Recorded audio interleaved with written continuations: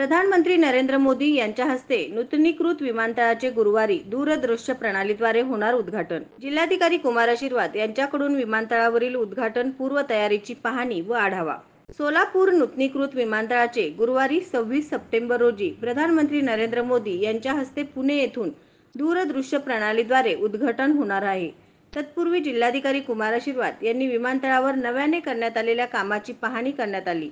तसेच प्रधानमंत्री यांच्या हस्ते होणाऱ्या उद्घाटनाच्या अनुषंगाने विमानतळ प्राधिकरण प्रशासनाने केलेल्या तयारीची पाहणी करून आढावा घेतला। या प्रसंगी उपजिल्हाधिकारी महसूल अमृत नाटेकर, उपविभागीय अधिकारी सदाशिव पडदुने, विमानतळ प्राधिकरणाचे बनोद चंपला यांच्यासह अन्य संबंधित अधिकारी उपस्थित होते।